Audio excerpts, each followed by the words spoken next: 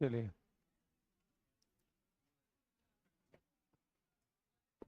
चलिए, क्या देख रहे थे हम लोग? हम्म। देव देवबंद आंदोलन देख लिए थे ना?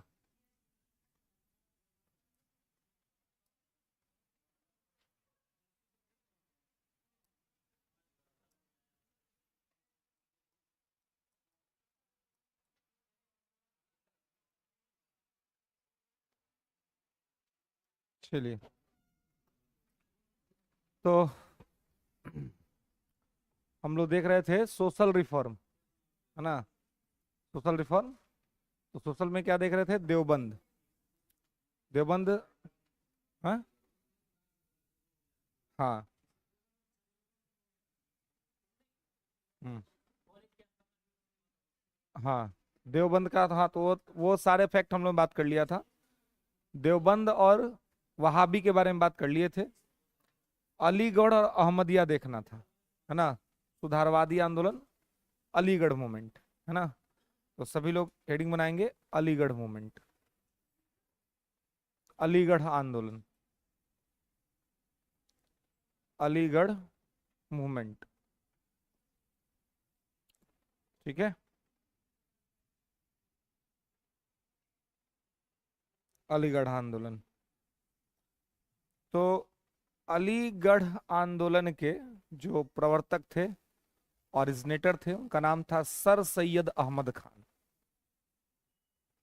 अलीगढ़ आंदोलन, सर सैयद अहमद खान।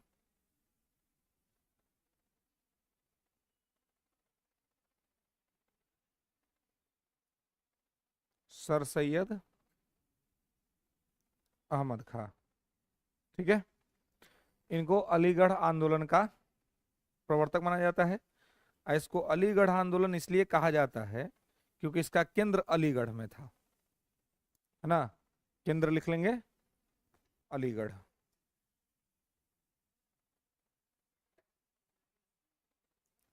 ठीक है।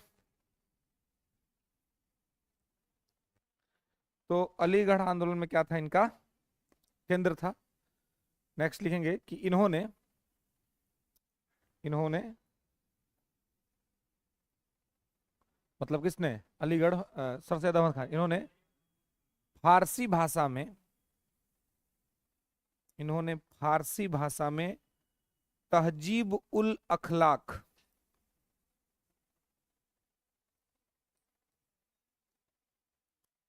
तहजीब उल अखलाक, तहजीब उल अखलाक नामक पत्रिका निकाली थी।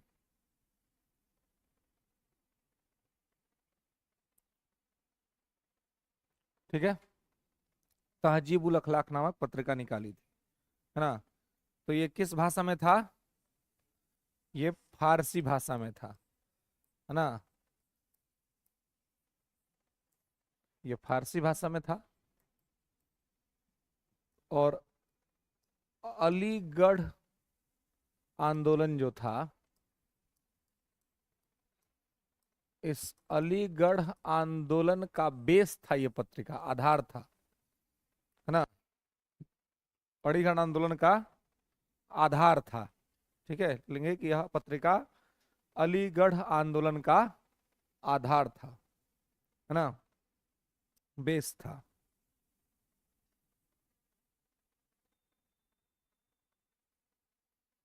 ठीक है। और इसको किसने निकाला था?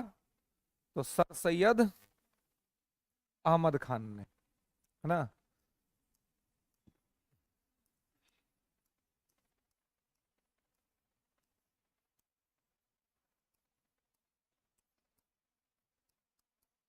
सर सैयद अहमद खान। ठीक है।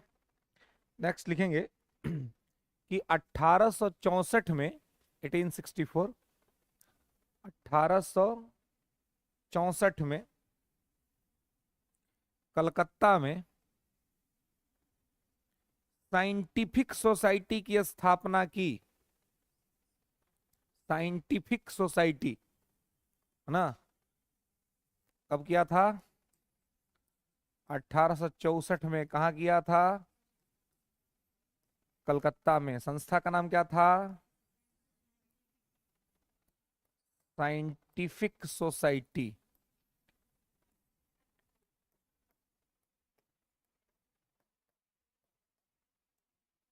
है ना, साइंटिफिक सोसाइटी की स्थापना की थी। ठीक है। अब साइंटिफिक सोसाइटी मतलब कि इसमें विज्ञान की बात होती थी, है ना, नए चेंजेस की बातें होती थी कि नए चेंजेस क्या हो सकते हैं, है ना, साइंस के अप्रोच पे बात किया जाता था। तो तमाम तरह के जो बदलाव है उसके बारे में यहाँ पे बातचीत की जाती थी। ठीक है। नेक्स्ट लिखेंगे कि 1875 में, 1875, 1875 में अलीगढ़ में, 1875 में अलीगढ़ में मुहम्मडन, अलीगढ़ में मुहम्मडन Anglo oriental, मुहम्मडन, मुहम्मडन Anglo oriental school की स्थापना की। मुहम्मडन एंग्लो ओरिएंटल स्कूल कब बनाया था? 1875 में। मुहम्मडन एंग्लो ओरिएंटल स्कूल 1875 में मोहम्मदन एंग्लो ओरिएंटल स्कूल की स्थापना की थी। किन्होंने? सर सैयद अहमद खान ने। ठीक है। लेकिन इसी से संबंधित कुछ अन्य दो संस्थाएं भी स्थापित हुई थी, तो थोड़ा सा माइनर अंतर के साथ, है ना, लेकिन फाउंडर उसके अलग अलग है। तो इसलिए उसको यहीं पे लिख लीजिए नोट करके, है ना, ताकि रिवीजन जब करें आप तो साथ साथ कर ले। लिखेंगे नोट करके कि Muhammadan Anglo oriental, Muhammadan Anglo oriental defence association, Muhammadan Anglo oriental defence association, Muhammadan Anglo oriental defence association की स्थापना थियोडर बेक ने की थी। थियोडर बेक ने की थी। थियोडर,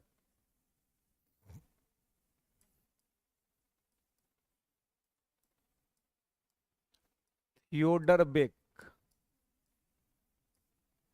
ठीक है। थियोडर बेक ने की थी। इन्होंने क्या किया था? इन्होंने किया था Muhammadan Anglo oriental defence association, है ना। आई सर सैयद अहमद खान ने क्या किया है? मुहम्मदन एंग्लो ओरिएंटल स्कूल, है ना। नेक्स्ट लिखेंगे कि सेंट्रल, अगला note, central Muhammadan national association, central Muhammadan national association, central Muhammadan national association की स्थापना सैयद मीर अली ने की थी। सैयद मीर अली ने। ठीक है। सैयद मीर अली ने की थी।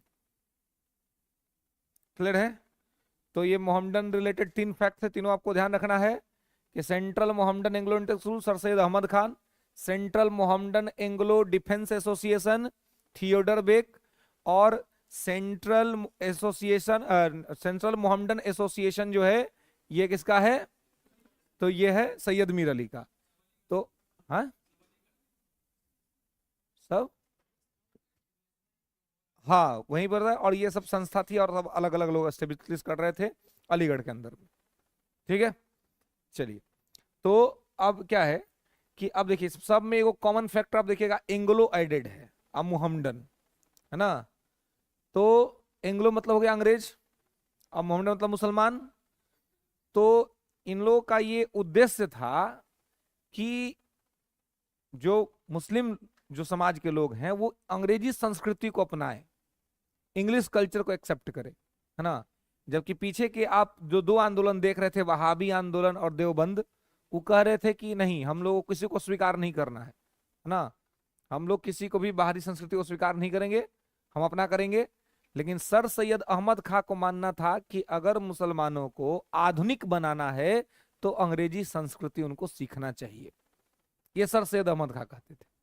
इसीलिए उन्होंने उनका जो अपने ही समाज के लोगों में एक प्रकार से उनका एक विभाजन हो गया था, है ना, कि जो पुरातनवादी लोग थे वो इनको स्वीकार नहीं करते थे, है ना, लेकिन जो इनके आइडियोलॉजी के लोग थे वो इनको स्वीकार करते थे, सुधारवादी टाइप के लोग। ठीक है, अब नोट करके फिर एक नोट लिखेंगे कि देखिए ये जो मोहम्मदन एंग्लो ओरिएंटल स्कूल जो 1875 में बना, ये 1878 में एक कॉलेज के तौर पर विकसित हो गया। ठीक है, 1878 में क्या बन गया, कॉलेज बन गया। 1875 में जब बना था तो स्कूल के तौर पे बना था, 1878 में क्या बन गया, कॉलेज बन गया। ठीक है, और 1920 में यही हो गया अलीगढ़ मुस्लिम विश्वविद्यालय, अलीगढ़ यूनिवर्सिटी जो आज वर्तमान में आप देख रहे हैं वो यही है ना। तो मोहम्मदन एंग्लो ओरिएंटल स्कूल जो है यही भविष्य में जाकर के क्या बन गया, तो यही बन गया यूनिवर्सिटी, है ना। 1878 में ये कॉलेज बन गया और 1920 में ये यूनिवर्सिटी बन गया। ठीक है, 1875 में जब बना था तो स्कूल के तौर पे बना था, 78 में कॉलेज बना, 1920 में यूनिवर्सिटी बना। कहां पे आया था, सर सैयद अहमद खान। हम्म, हाँ 1975 था। नहीं, तो 1875 में उसका बेस रखा गया स्कूल के तौर पे। यूनिवर्सिटी अगर पूछा 1920, यूनिवर्सिटी जब भी आपसे पूछा जाएगा कि यूनिवर्सिटी के तौर पे कब डेवलप हुआ तो 1920। 1875 स्कूल है, यूनिवर्सिटी नहीं, यूनिवर्सिटी 1920 में, है ना, ये स्थापित हुआ था। ठीक है, अगर दिया भी था तो गलत दिया था, है ना। अब बीपीएससी का तो ये सब आदत है, तो ये सब काम करते रहती है, गलत सलत काम, है ना, जानबूझ करके गलती सलती करती है ना। और ये मतलब कौन सा उसका नियम है कि पहले को इनिशियल आंसर की दो, फिर वो फाइनल आंसर की दो। तो अब हाँ कॉलेज बना, हाँ बिल्कुल। अब बताइए कि अगर आप इनिशियल आंसर की दे रहे हैं और आप कह रहे हैं कि आप आपत्ति भेजिए, इसका मतलब निश्चित हो गया कि आप खुद ये मान रहे हैं कि आप गलती कर रहे हैं। आज जब ठीक है, जब मान लिए गलती कर रहे, तो जब जब विद्यार्थी उधर से आपको भेजता है तो आप उसको स्वीकार करिए, तो आप वो अब नहीं मानिएगा, तो फिर ये सब करने का कोई मतलब है। फिर आप सीधे फाइनल आंसर की दीजिए ना, ये बिना मतलब का विवाद केस ये सब की कहला करते हैं आप, है ना। अब जैसे आप बीपीएससी आयोग का भी जो एग्जाम होता है उसमें भी यही दुर्दशा है। यूपीएससी को देखिए, वो कभी कोई आंसर की रिलीजन नहीं करती है, सारा मैटर देती है एकदम एक साल बाद, है ना। तो इसलिए कोई विवाद नहीं होता, इसलिए कोई झगड़ा नहीं होता है। तो जब आपको मानना ही नहीं है तो आप क्यों आप इस तरह की चीजों को लेकर के आइएगा करिएगा, है ना। यही बीपीएससी है जिसने कमीशन वाले एग्जाम में बिरकुंवर सिंह को मान लिया कि पटना से नेतृत्व किए थे, है ना। जबकि पूरा जग जाहिर है, पूरा किताब लिखा पड़ा हुआ है कि बिरकुंवर सिंह आरा से नेतृत्व किए थे, लेकिन बीपीएससी ने माना, इवन हाई कोर्ट तक मैटर गया तब भी बीपीएससी नहीं बदला और यही माना कि नहीं वो पटने से किए थे। रेफरेंस बुक पूछा गया बीपीएससी के, रेफरेंस बुक बताइए आप जो ये बात कर रहे हो किस आधार पे कह रहे हैं, तो बीपीएससी ने कहा कि पटना यूनिवर्सिटी के एक प्रोफेसर साहब ने उनके बारे में जो बायोग्राफी लिखी है उसमें ये बात लिखा हुआ है। अब बताइए कि जीके जीएस पढ़ने के लिए अब विद्यार्थी जाकर के स्पेशली हर नेता का बायोग्राफी पढ़े, हाँ। आज जबकि सीधी सी बात है कि अगर ऐसा कोई फैक्ट कहीं पे है भी तो ठीक फैक्ट नहीं है, क्योंकि ये तमाम इतिहास की जो किताबें हैं वो यही बताती हैं कि दानापुर कैंट के जो सैनिक थे वो यहां से निकले, वो आरा गए शाहाबाद, और शाहाबाद जाकर के उन्होंने उनसे कहा कि आप हमारा नेतृत्व करिए, तो उन्होंने नेतृत्व किया। ये तमाम बुक्स में लिखा पड़ा हुआ है ना। कहीं पे भी अगर ये अलीगढ़ मुस्लिम विश्वविद्यालय की स्थापना की बात होगी 1920 में, स्कूल के तौर पे इसका बेस रखा गया था 1875 में, और 1878 में ये कॉलेज के तौर पे तब्दील हुआ था, है ना। ठीक है, चलिए आगे बढ़ते हैं। क्या पहले स्कूल है? हाँ हाँ, बाद में कॉलेज हुआ। हाँ, बाद में हो गया वो अलीगढ़ मुस्लिम विश्वविद्यालय। नेक्स्ट आइए, आगे लिखेंगे कि इस संस्था के माध्यम से ही, इस संस्था के माध्यम से ही, हाँ इसी में लिखेंगे, ये लिख लेना, विश्वविद्यालय बना, हाँ इसी संस्था, है ना। हाँ, इस संस्था के माध्यम से ही, मतलब अलीगढ़ संस्था है ना, यही ना बाद में अलीगढ़ मुस्लिम विश्वविद्यालय बन गई। इस संस्था के माध्यम से ही सुधार आंदोलन का नेतृत्व किया गया। इस संस्था के माध्यम से ही सुधार आंदोलन का नेतृत्व किया गया, जिसका उद्देश्य था, जिसका उद्देश्य था, जिसका उद्देश्य था मुस्लिमों को, मुस्लिमों को अंग्रेजी शिक्षा देकर,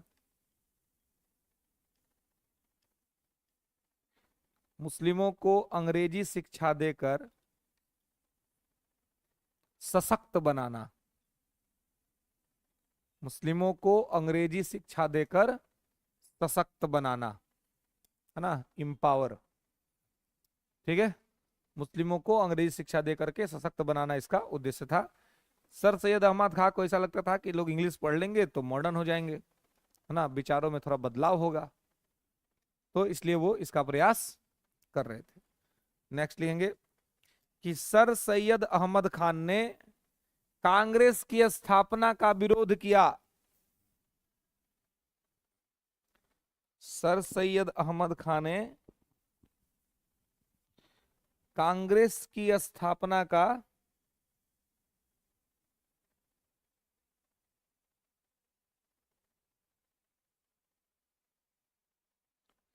कांग्रेस की स्थापना का विरोध किया, है ना। उन्हें कांग्रेस की स्थापना का विरोध किया, और इसके विरोध में, और इसके विरोध में United Indian, United Indian patriotic association, United Indian patriotic association की स्थापना की, यूनाइटेड इंडियन पैट्रियोटिक एसोसिएशन की स्थापना की। किसके विरोध में? कांग्रेस के विरोध में। ये कांग्रेस के विरोधी थे, ठीक है ना, ये कांग्रेस के विरोधी थे, अंग्रेजों के समर्थक थे, क्योंकि इनको लगता था कि भारत में विकास अंग्रेजों के माध्यम से ही हो सकता है ना। भारत के लोगों का जो विचार बदलेगा वो अंग्रेजों के माध्यम से ही बदलेगा, स्वयं नहीं बदल सकता है ना। तो इसलिए वो अंग्रेजी शिक्षा के और अंग्रेजों के भी समर्थक बन गए, और यही एक बेस था, यही एक बेस था जहां से धीरे धीरे अंग्रेजों को एक बात समझ में आने लगी थी कि यही चीज को हम भविष्य में आधार बना करके भारत को हम मतलब बांट सकेंगे, इनको डिवाइड कर पाएंगे, हिंदू मुस्लिम अलग कर पाएंगे, है ना। और यही हुआ, एक पृष्ठभूमि इन्होंने यहाँ पे बना रहे थे धीरे धीरे करके ये, इसी पृष्ठभूमि से आगे जाकर के आप देखते हैं 1906 में मुस्लिम लीग बन जाती है, और फिर उसके बाद धीरे धीरे करके 1909 का पृथक निर्वाचन पद्धति आता है, और फिर धीरे धीरे एक सेपरेशन जो है सो बनता चला जाता है। क्योंकि अंग्रेजों को एक चीज तो पता था कि भारत को हम गुलाम तभी बना के रख पाएंगे जब हिंदू और मुस्लिम को बांट देंगे, क्योंकि अगर ये दोनों एक हो गए तो फिर भारत को गुलाम बनाना बड़ा मुश्किल है। और ये उन्होंने 1857 में देखा था। 1857 की जो क्रांति हुई थी जिसमें दोनों लोग मिलकर के लड़े थे, तो अंग्रेजों ने अनुभव किया था कि अगर ये दोनों मिल गए तो फिर हमारे लिए काल साबित हो जाएंगे। तो इसलिए इनको अगर करना है तो हम क्या कर सकते हैं, इनको सेपरेट कर सकते हैं। तो धीरे धीरे, और सेपरेट करने का जो बेस धीरे धीरे अगर कहीं से निकल रहा था, सर सैयद अहमद खान उसका पृष्ठभूमि बना रहे थे, है ना। हालांकि उनका ऑब्जेक्टिव था डेवलपमेंट का, डेवलपमेंट हो जाए, लेकिन दिक्कत ये थी कि वो अंग्रेजों की मानसिकता नहीं समझ पा रहे थे कि अंग्रेज वास्तव में विकास थोड़ी चाहते थे। अंग्रेज तो चाहते थे कि आपके विकास के नाम पर आपको सेपरेट कर दिया जाए, है ना। आपको यह समझा दिया जाए कि आप जिनके साथ हैं उनके साथ आपका विकास नहीं हो सकता है, आपको विकास करने के लिए हमारे साथ जुड़ना पड़ेगा। और यही चीज वहां पे की गई, जिसका रिजल्ट आप भविष्य में देखते हैं। और उस समय तो सब खाली बेस रखा रहा था, न्यू रखा जा रहा था। उसका एक बड़ा पेड़ तैयार हुआ 1947 में पाकिस्तान के तौर पे, है ना। और उसके बाद फिर तमाम उसके फल निकल आए। बांग्लादेश उसका एक फल है ना। तो कहने का मतलब है कि ये सब चीज जो है सो अंग्रेजों के टाइम से ही हो रहा था, और उनकी उस गलत नीति को हम उस टाइम पर समझ नहीं पाए। खैर, तो इन्होंने कांग्रेस के विरोध करके पैट्रियोटिक एसोसिएशन की इन्होंने स्थापना कर दी। ठीक है, नेक्स्ट लिखेंगे अहमदिया आंदोलन। हाँ, इसके बाद लिखेंगे अहमदिया आंदोलन।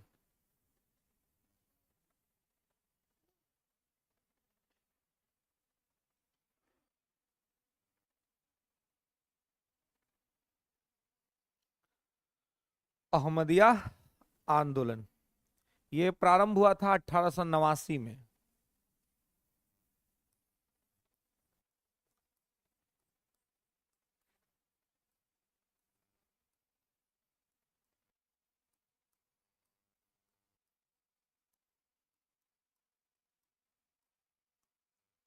अहमदिया आंदोलन 1889। ठीक है, अब ये जो है इसको स्टार्ट किसने किया था? मिर्जा गुलाम अहमद ने इसको प्रारंभ किया था। ओरिजिनेटर थे मिर्जा गुलाम अहमद।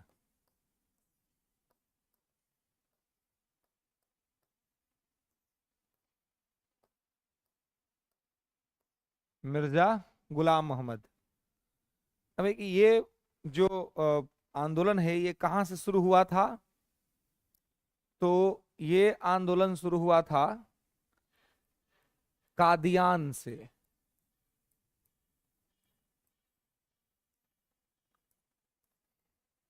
ठीक है, ये कादियान से शुरू हुआ था, और कादियान पंजाब में है, एकदम पाकिस्तान के नजदीक।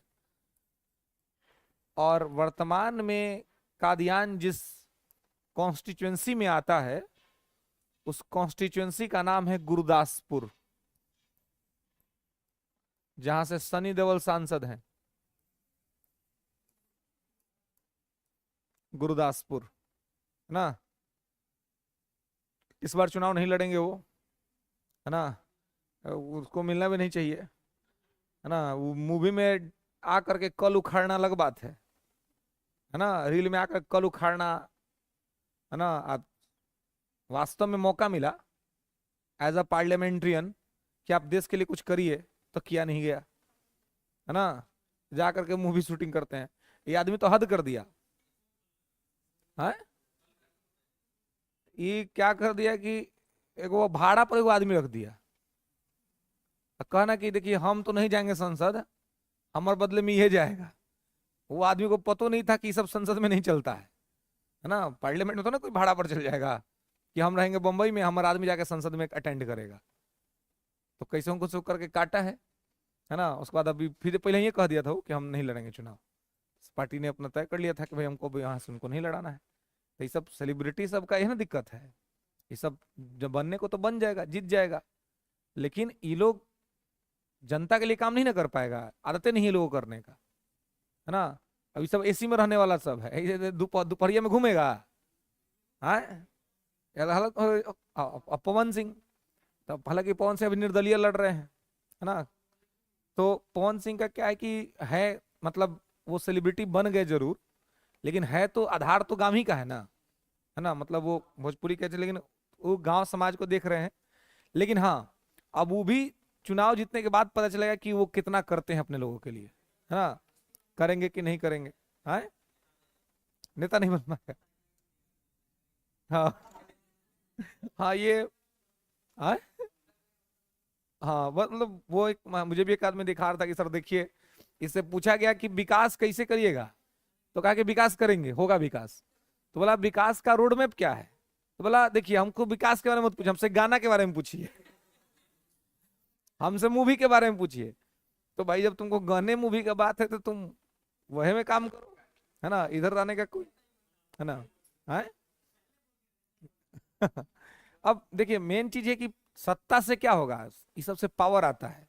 आप पैसा भले कितनों कमा लीजिएगा, लेकिन पॉलिटिक्स में पावर है ना। सांसद बन जाइएगा तो लश्कर लेके ना घूमिएगा जी, है ना, लश्कर चलेगा।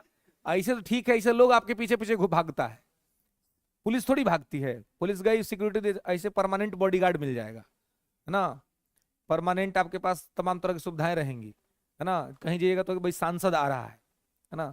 तो तमाम तरह का पॉलिटिकल पावर आपको मिल जाता है। अगर जीत जाएंगे तो किसी न किसी पार्टी के साथ तो जुड़ ही जाएंगे, और जुड़ेंगे वो सत्ता पार्टी के साथ ही, थोड़ा ना ही लोग जाएगा दूसरा पार्टी सुने। तो सत्ता पार्टी से अगर जुड़ जाएंगे तो और ज्यादा सर्विस अलाउंसेस मिलने का ये हो जाएगा कि इनको सुविधाएं और ज्यादा मिल जाएंगी। तो सब लोग को पावर चाहिए, पैसा तो है इन लोगों के पास, लेकिन पावर चाहिए। तो पावर के लिए पॉलिटिक्स है ना, जहां से आपको ठीक ठाक पावर मिल जाता है। लेकिन दिन समय खराब हो तो सांसदों लोग का हालत खराब हो जाता है ना, उठा करके सांसदों को सब जेल में बंद कर देता है ना। अगर सत्ता पार्टी के साथ आप नहीं है, अगर सत्ता पार्टी चाह देगी तो मतलब मतलब मुख्यमंत्री जब जा रहे हैं तो और कौन पूछता है ना, चीफ मिनिस्टर को उठा के। लेकिन देखिए वो जिद्दी आदमी है जी, वो कह रहा है कि हम नहीं देंगे इस्तीफा, चाहे जो कर लीजिए। अरे बताइए, मैंने ये वही था कट्टर ईमानदार आदमी, है ना, इसको कट्टर ईमानदार कहते हैं, एक्सट्रीमिस्ट ऑनेस्ट पर्सन। तो ये आदमी जो है कहता था कि अगर आरोप लग जाए तो इस्तीफा हो जाना चाहिए, यही केजरीवाल कहते थे, ऑन रिकॉर्डेड स्टेटमेंट है इनका, कि आरोप लग जाए तो इस्तीफा। आपने तिहाड़ में बैठे तब वो इस्तीफा नहीं दे रहा, है ना। है कौन सा झूठा आरोप है जी? है अच्छा ठीक है, तो ये बतवा आज समझ में आया, ये अभी समझ में आ रहा है? ये बतवा जब अन्ना जी के साथ आंदोलन कर तब नहीं समझ में आ रहा था? है तब तक कहते थे, तब तक कांग्रेस की सरकार थी तो कहते थे कि कांग्रेस को इस्तीफा दे देना चाहिए, आरोप लग जाने से इस्तीफा दे दीजिए। है तो ये तो बात नहीं ना कहना चाहिए जी। है और दूसरा दूसरा बात ये है कि अगर आप बहुत स्वच्छ हैं, बहुत ईमानदार हैं, कट्टर ईमानदार हैं, तो होने दीजिए जांच, आ जाने दीजिए रिपोर्ट, दे दीजिए इस्तीफा, क्या दिक्कत है? अगर आप अगर आप ईमानदार हैं तो जांच बात तो पता चलेगा ही, तो फिर सरकार को मुंह की खानी पड़ेगी, फिर जनता की सहानुभूति मिलेगी आपको।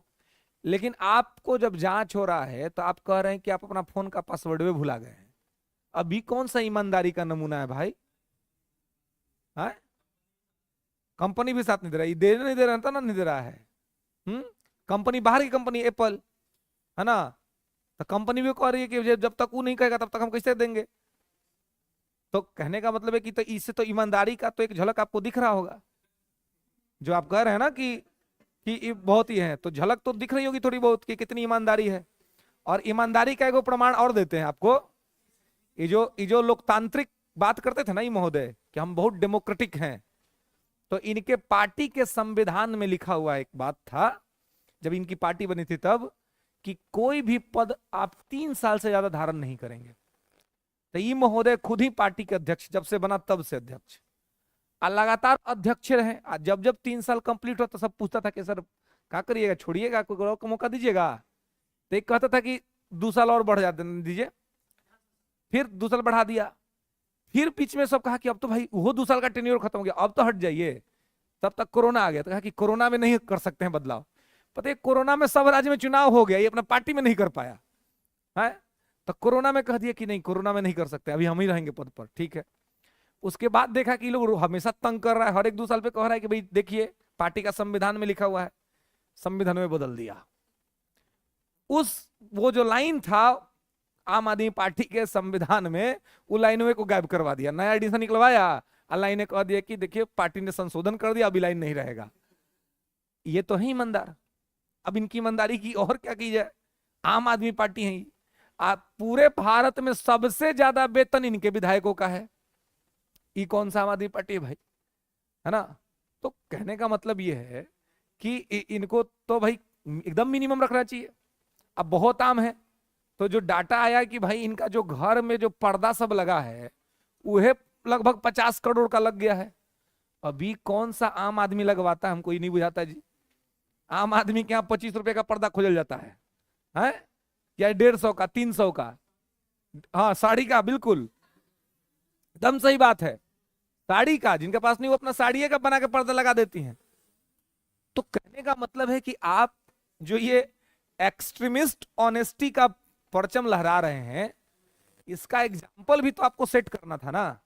आप एग्जाम्पल सेट करते हैं। दिल्ली में शराब पीने का एज जो है महोदय ने घटा दिया। 25 साल एज हुआ करता था पहले दिल्ली में शराब पीने का, कि 25 साल के बाद ही आप पी सकते हैं। इन्होंने कहा कि नहीं नहीं, बच्चों मोबाइल तो चला ही रहे, तो नहीं शराब पी के चलाओ तो नहीं और मजा आएगा, है ना। एज वो कम कर दिया शराब पीने का। एक तो बगल का पंजाब आप देख रहे हैं, उड़ता पंजाब, एक मूवी आया था उस पर, कि कितना नशा है वहां पर, है ना। अब दिल्ली में अगर आप इस तरह का धंधा करिएगा तो क्या होगा। इसकी तुलना में तो हम आप लोग मानते हैं कि हमारा बिहार अच्छा है, कि कम से कम हमारे बिहार की सरकार अपना रेवेन्यू लॉस बर्दाश्त कर रही है, लेकिन शराब को फ्री नहीं कर रही है। जबकि अगर कर दिया तो बहुत इनकम होगा, है ना। जहां जरी मनी बहुत होगा, है ना, अगर ये कर दिया जाए तो। लेकिन हम वो अपना राजस्व हानि बर्दाश्त कर रहे हैं, लेकिन समाज को बेहतर रखने के लिए हम लीकर को प्रोहिबिट कर रहे हैं। ये जरूर बात है कि लोग चोरी छुपे पी रहे हैं, लेकिन जब ये बंदी नहीं थी तब का सीन थोड़ा याद कीजिए। सड़क पर चलना मुश्किल हो जाता था शाम के वक्त, किसी चौक चौराहे पर, है ना। पीने वाले लोग पी करके नौटंकी करते थे। किसी शादी में चल जाइए तो झगड़ा होने का सबसे बड़ा कारण था पीने वाले लोग, है ना। हमेशा झगड़ा होता था।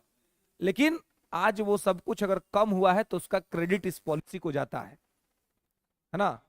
लेकिन आप जो यहां पर दिल्ली के अंदर में कह रहे हैं कि हम फ्री फ्री करते हैं, तो फ्री फ्री करके आप पैसा जो ला रहे हैं वो पैसा क्या कर रहे हैं, है ना।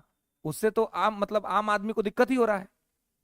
और देखिए, अब ये अगर कोई कहा कि बाकी लोग की क्या स्थिति है, तो बाकी लोग भी लेस एंड मोर, कोई इनसे बेहतर नहीं कि बहुत खराब है, अब बाकी सब बहुत अच्छा है, बाकी सब भी खराबे है। लेकिन इनसे आदमी को उम्मीद था, है ना। तो आप देखिएगा सबसे ज्यादा नफरत आपको उसी से होगा जिससे आप सबसे ज्यादा प्यार कीजिएगा। जिससे आपको कोई मतलब नहीं है ना, उससे आपको कोई हेट्रेट नहीं होगा।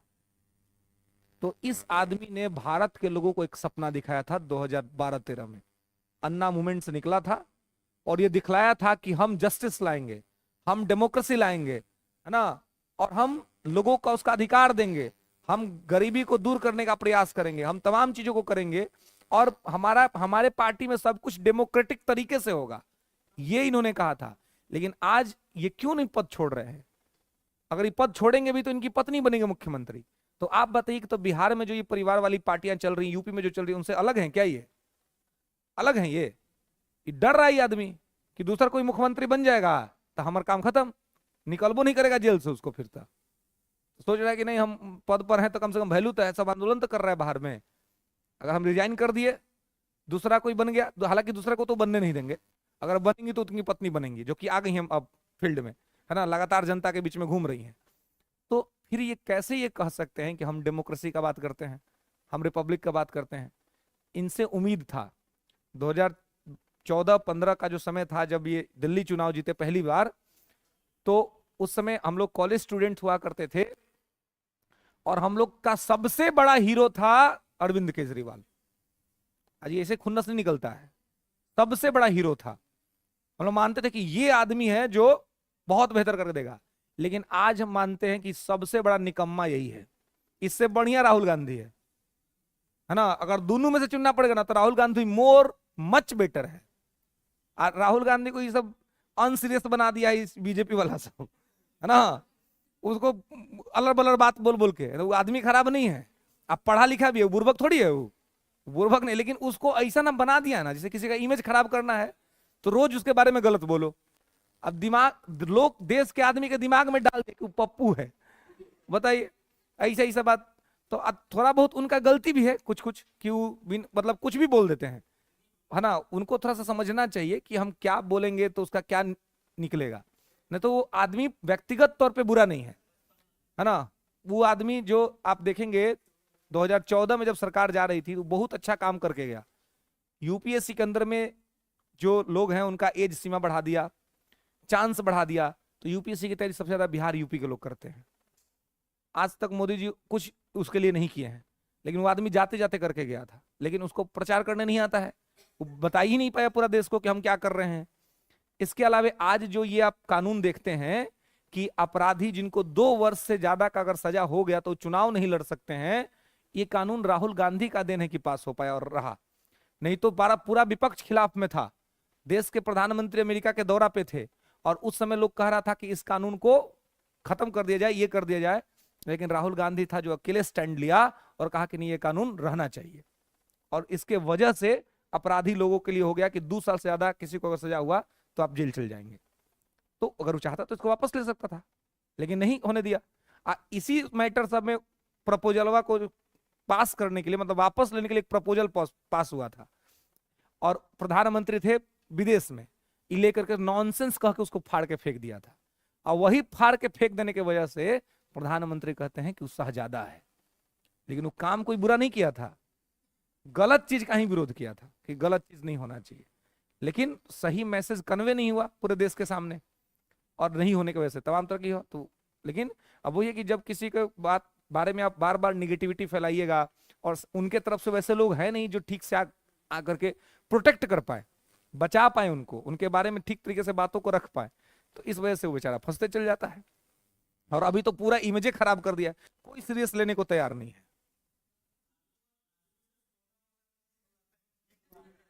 एकदम ये गलत है ना। वो बोल भी नहीं किया था। ये जो टीम है ना, ये टीम वहां सब एडिट कर दिया।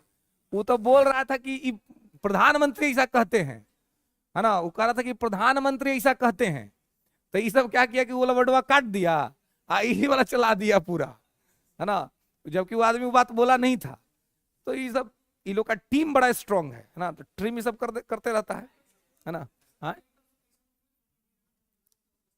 कोई पार्टी नहीं, कोई पार्टी ऐसा एकदम नहीं कर सकती है कि हम डेमोक्रेटिक तरीके से चल रहे हैं। हाँ, लेकिन आप देखिए जब यह है तो एक सब बात के बाद एक बात आप कह सकते हैं कि इस तरह की पार्टियों में जाकर के आप, ये लोग जो जितनी पार्टियां हैं, वो चाहे कांग्रेस हो चाहे क्षेत्रीय पार्टियां हैं, इनकी पार्टी में ज्वाइन करके अगर आप सोचते हो कि आप प्रधानमंत्री मुख्यमंत्री बनिएगा तो जीवन में नहीं होगा। लेकिन हाँ, ये बात आपको स्वीकार करना पड़ेगा कि अगर आप आरएसएस के माध्यम से बीजेपी ज्वाइन करते हो और आप में अच्छी क्वालिटी है, योग्यता है, तो संभव है कि आप बड़े पद पे चले जाएंगे। क्योंकि वहां पर बड़े पद पे आप जो भी लोग बैठे हुए हैं, आप देख लीजिए परिवार का कोई नहीं है। कौन है वो राजनीतिक पद पे है? हमने राजनीति की बात कर रहे हैं, प्रधानमंत्री मुख्यमंत्री की बात हो रही है। राजनीतिक पद पे आपको प्रधानमंत्री, मुख्यमंत्री, सांसद, विधायक ये बनने के लिए ये किसकी जरूरी नहीं है कि आप किसी परिवार विशेष के हों। आप योग्यता हासिल कीजिए, पॉपुलरिटी हासिल कीजिए, जनता के बीच में आपका डिमांड जाएगा, तुरंत आपको पार्टी को मजबूरन आपको बनाना पड़ जाएगा। यहां पर आपको मौके नहीं देगा कोई। ठीक, देखिए बिहारी में देख लीजिए, एक व्यक्ति थोड़ा बड़ा लीडर बनने की कोशिश कर रहा था, सब उसको टिकटें नहीं दिया, निर्दलीय लड़ रहा है अपना चुनाव, तो यहां कोई आगे नहीं बढ़ने देगा आपको, है ना। लेकिन वहां एक है कि आप काम कीजिए, बढ़िया काम कीजिए जनता के बीच में। योगी आदित्यनाथ, इनको कौन कर रहा था बन जाएंगे मुख्यमंत्री? कोई कह रहा था? कहां से उठा कर मोहन यादव, कोई नाम जानता था इनका? है ना, चंपई, कोई नहीं जानता था जी लोग को, लेकिन कहीं कहीं से उठा करके किसी किसी को बना देता है। तो ये वहीं पे हो सकता है, बाकी जगह पर कैंडिडेट पहले से निश्चित है। आप झंडा उठाइए, आप घूमिए, कैंडिडेट पहले से निश्चित है। आम आदमी पार्टी में निश्चित है उनकी पत्नी बनेंगी अब सीएम, कहीं पत्नी के तब तक बेटी धीरे धीरे बड़ी हो रही है, आ जाएगी बेटी नंबर में, है ना। इधर सब लोग हैं ही, है ना, बनेंगे। लेकिन जो वहां पर प्राइम मिनिस्टर हैं अभी, भले इनकी नीतियां जो भी रही हो, लेकिन इनके बाद क्या आपको पता है कि कौन प्राइम मिनिस्टर बनने वाला है? किसी को नहीं पता है। लोग उम्मीद कर रहे हैं कि हो सकता है योगी आदित्यनाथ, तो क्या उनके घर के हैं? वो नहीं है। तो एक चांस यहां पर है कि अगर आप किसी भी कारण से अगर जनता के बीच में लोकप्रिय हो जाएंगे, जनता के बीच में आप अच्छा काम कर जाएंगे, तो संभव है कि आपको बड़ा पद संभालने का मौका मिल सकता है। बाकी जगहों पर आप मंत्री तो बन जाइएगा, है ना, वो भी बहुत जोड़ काट करने के बाद मंत्री बनिएगा, लेकिन आपको आम कार्यकर्ता की तरह ही अपना जीवन बिताना पड़ेगा। नहीं तो अपन पार्टी बनाइए फिर, है ना, अपन पार्टी बना करके अपने नेता बनिए, किसी को करिए। हाँ, जन स्वराज, है ना, अभी जन स्वराज चल रहा है, लेकिन जन स्वराज वाले का ऑब्जेक्टिव बड़ा अच्छा है जी, है ना।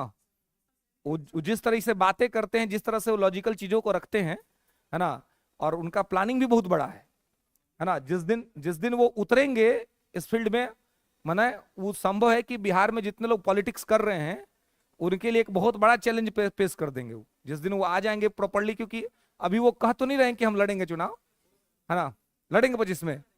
तो हाँ, तो अगर वो आएंगे तो आप समझिए कि जो बाकी लोग हैं उनके लिए एक चैलेंज तो जरूर पेश करेंगे।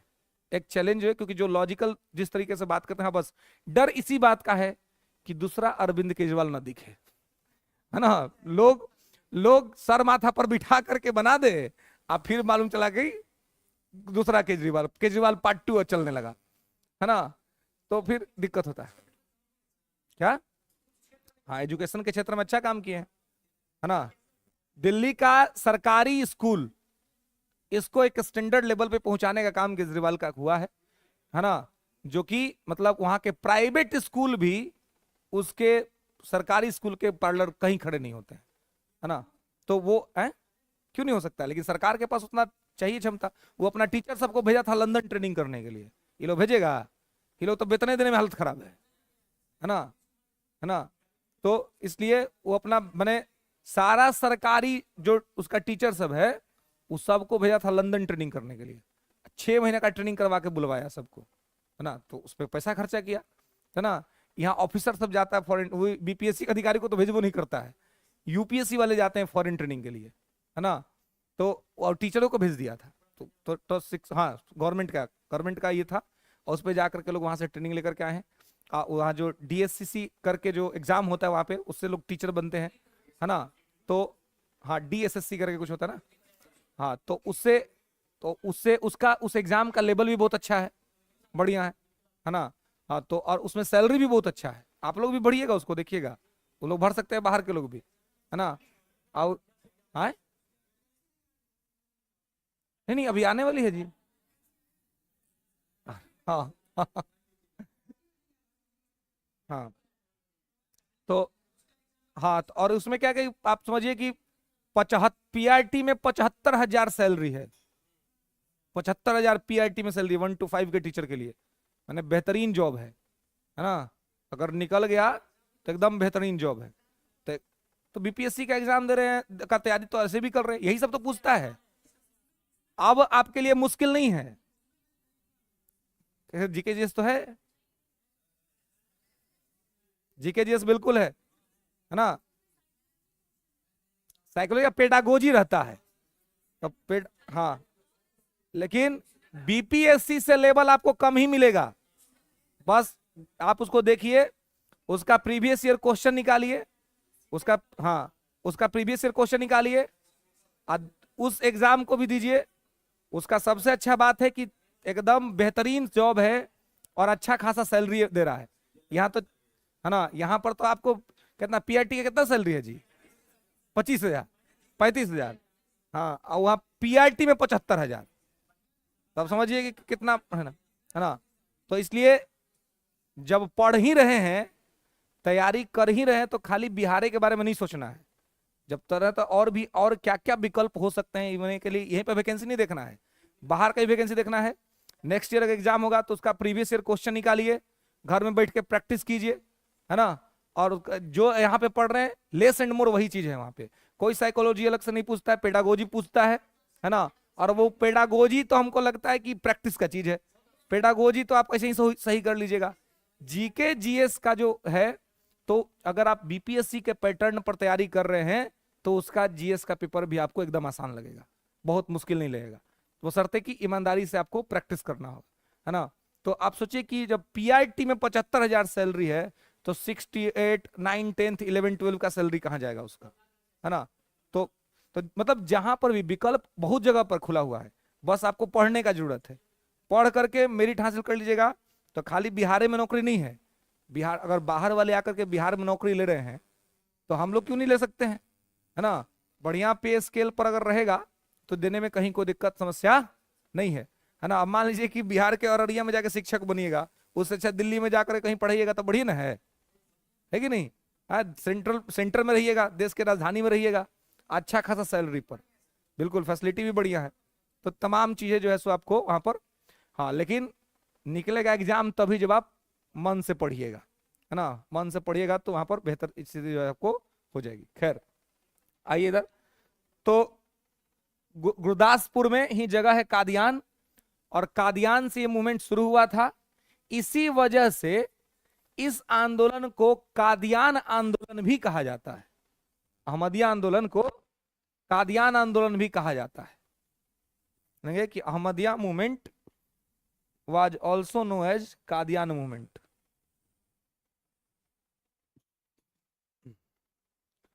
इसको कादियान आंदोलन भी कहा जाता है।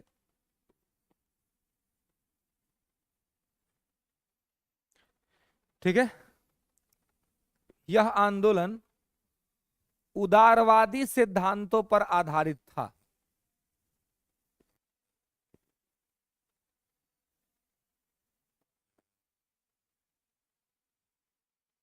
यह आंदोलन उदारवादी सिद्धांतों पर आधारित था। This movement was completely depends on liberal ideology, liberal theory. ठीक है। तो ये उदारवादी सिद्धांतों पर आधारित था। ठीक है। इसने जिहाद का विरोध किया। देखिए कल वाले दो पढ़े थे, दोनों ने जिहाद का समर्थन किया था। ये सुधारवादी था, इसने जिहाद का विरोध किया, इसने जिहाद का विरोध किया। गुलाम अहमद साहब ने एक आध काम बड़ा गजब कर दिया। इन्होंने कहा, नोट करके लिखेंगे, कि गुलाम अहमद ने स्वयं को, गुलाम अहमद ने स्वयं को, गुलाम अहमद ने स्वयं को मुहम्मद साहब के समान पैगंबर माना था। मुहम्मद साहब के समान पैगंबर माना था। ठीक है। गुलाम अहमद ने स्वयं को मुहम्मद साहब के समान पैगंबर माना, यानी कह रहे थे कि हम पैगंबर हैं, है ना। कॉन्फिडेंस लेवल ज्यादा बढ़ गया था इनका, है ना। नेक्स्ट लिखेंगे कि तथा खुद को श्री कृष्ण का अवतार बताया। ये तो कॉन्फिडेंस का नेक्स्ट लेवल था, है ना। खुद को श्री कृष्ण का अवतार बताया। हाँ यही मिर्जा गुलाम अहमद, खुद को श्री कृष्ण का अवतार बताया। एक तरफ कह रहे हैं कि हम पैगंबर साहब के समान हैं, आज दूसरी तरफ कह रहे हैं कि श्री कृष्ण के अवतार हैं। अंतर्द्वंदी बातें कर रहे हैं, है ना। आए? गोवर्धन पर्वत, है ना। चलिए, तो नेक्स्ट आगे लिखेंगे कि मिर्जा गुलाम अहमद ने, हाँ हाँ नोट में, मिर्जा गुलाम अहमद ने, मिर्जा गुलाम अहमद ने बहरीन ए अहमदिया, बहरीन ए अहमदिया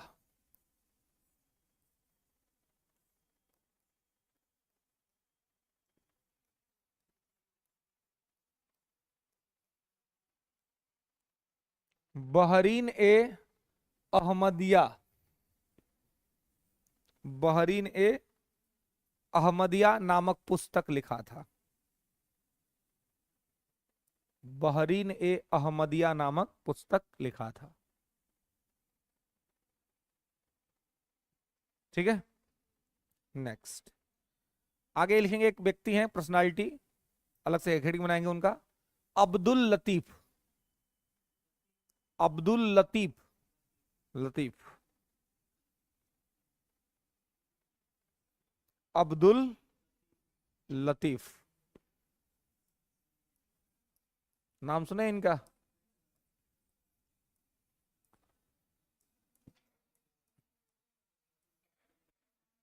अब्दुल लतीफ, इनको बंगाल के मुस्लिम पुनर्जागरण का पिता कहा जाता है।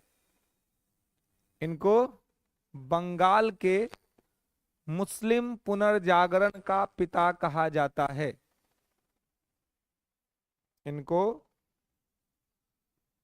बंगाल के मुस्लिम पुनर्जागरण का पिता कहा जाता है।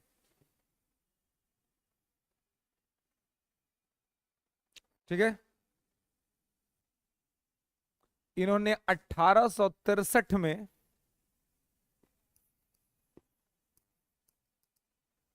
इन्होंने 1863 में कलकत्ता में इन्होंने 1863 में कलकत्ता में Mohammedan literary society, Mohammedan literary society, Mohammedan literary society की स्थापना की थी। हाँ, मोहम्मडन, मोहम्मडन लिटरेटी सोसाइटी की स्थापना की थी। ठीक है, मोहम्मडन लिटरेटी सोसाइटी की स्थापना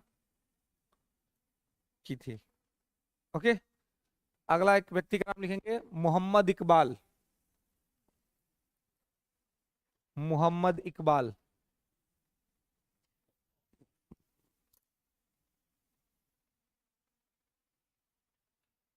ठीक है। मोहम्मद इकबाल कहेंगे कि प्रारंभ में मोहम्मद इकबाल हिंदू मुस्लिम एकता के प्रबल समर्थक थे। प्रारंभ में मोहम्मद इकबाल हिंदू मुस्लिम एकता के प्रबल समर्थक थे, लेकिन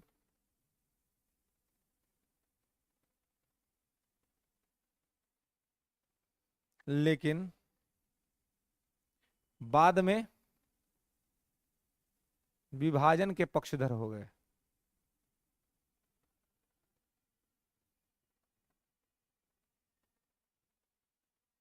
लेकिन बाद में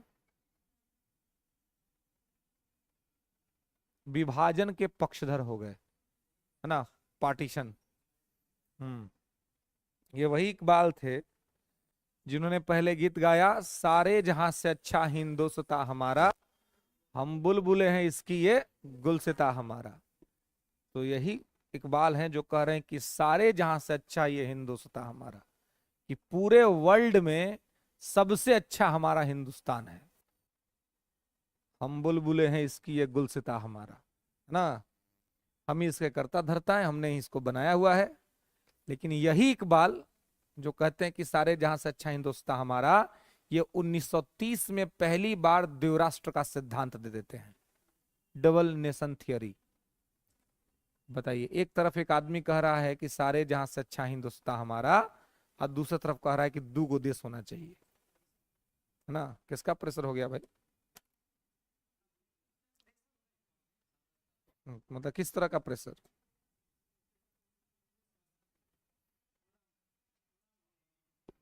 हम्म?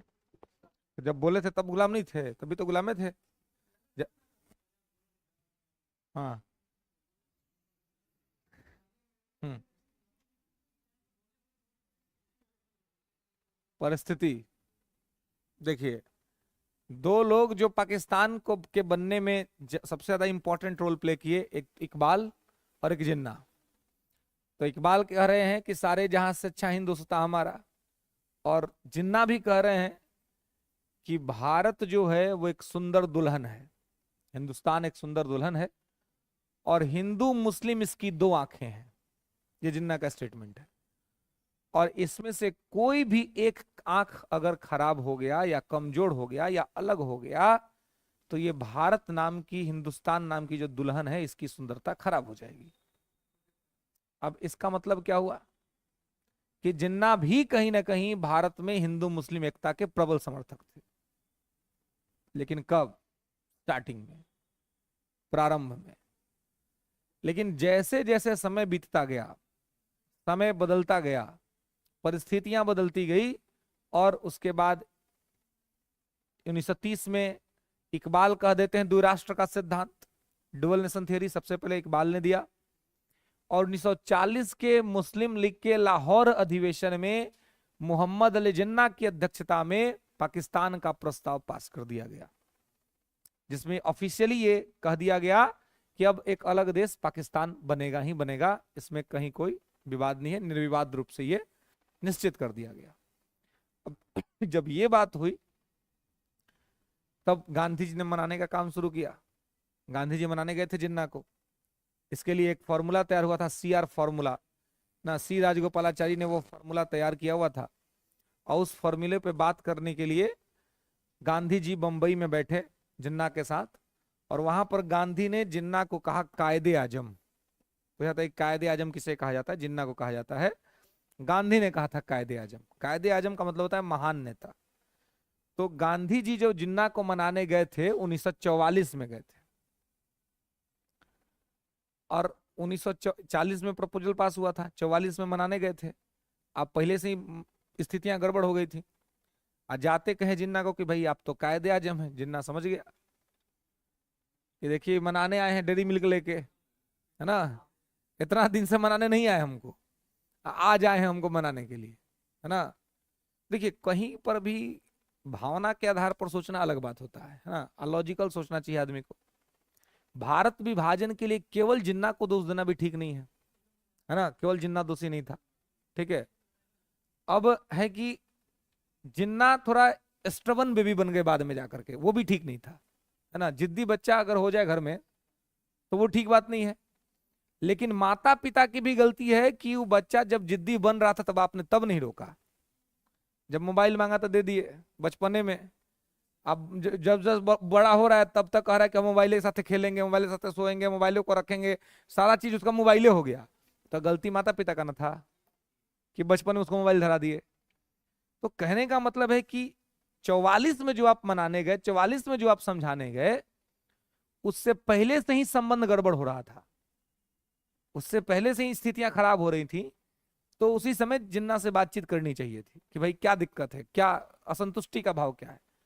आप विभाजन को ऐसे समझिए जैसे घर का विभाजन। कोई घर में आप देखते हैं लोग अलग हो जाते हैं, पार्टीशन हो जाता है, घर का बंटवारा हो जाता है। क्यों होता है? क्योंकि जमीन छोड़िए ना, जहां जमीन नहीं वहां भी विभाजन है ना। जहां पर जमीन नहीं है, एक एक कट्ठा में सब कुछ है, वो विभाजन हो रहा है ना। अगर 2-3 लोग हैं घर में तो परिवार का एक सदस्य होगा जो परिवार से खुश नहीं रहता होगा, अनसेटिस्फाइड रहता होगा। तो वो तो खुश नहीं है, उसकी गलती है कि परिवार में अगर कमियां हैं या जो भी है मिल के चलना चाहिए। लेकिन एक आध आदमी ऐसा होता है हर परिवार में जो उस कमी को समझेगा नहीं, उस वजह से वहां झगड़ा करना शुरू कर देगा। अब परिवार के जो अन्य लोग हैं जो ठीक ठाक समझदार हैं, उनकी क्या गलती होती है कि जब वो अपना अलग गीत गाने लगेगा तो उसको छोड़ देंगे वैसे ही कि ठीक है तुम गाओ। तो ये भी ठीक बात नहीं है।